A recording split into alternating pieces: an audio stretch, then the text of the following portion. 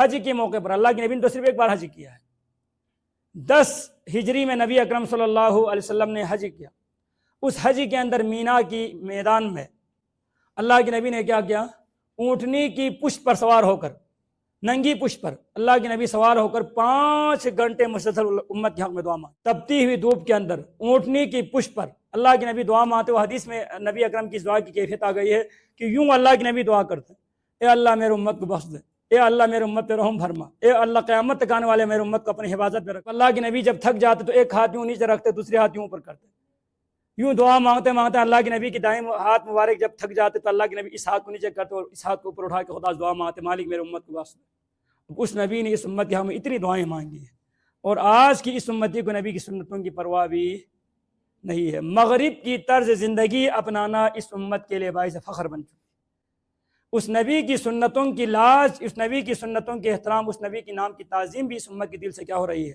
دن بدن کم ہوتے جا رہی. جب قرآن کے اندر آیت آ گئی نا، اے رسول آپ کی امت کی گناہگار کو بھی جہنم میں جلنا پڑے گا، یہ آیت لے کر جب جبریل امین اترے تو نبی اکرم صلی اللہ علیہ وآلہ وسلم سجدے میں سر رکھ کے اتنا زیادہ روئے.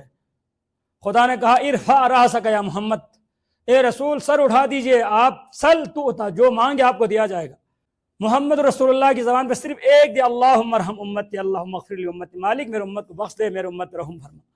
اللہ کے نبی یہی دعا مانگتے رہے، دعا مانگتے رہے، دعا مانگتے رہے. بالآخر اللہ تبارک و تعالیٰ کو قرآن کے اندر دوسری آیت اتارنی پڑی.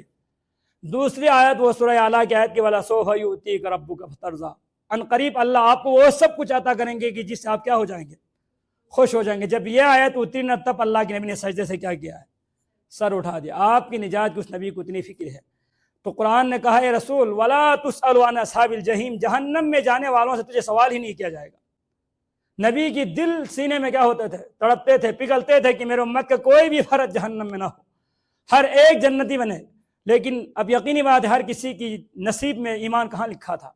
ہر کسی کے اندر رسول اللہ کی جو شفقت اور رسول پر ایمان لانے کے وہ سعادت تو ہر کسی کی دل میں نہیں تھی.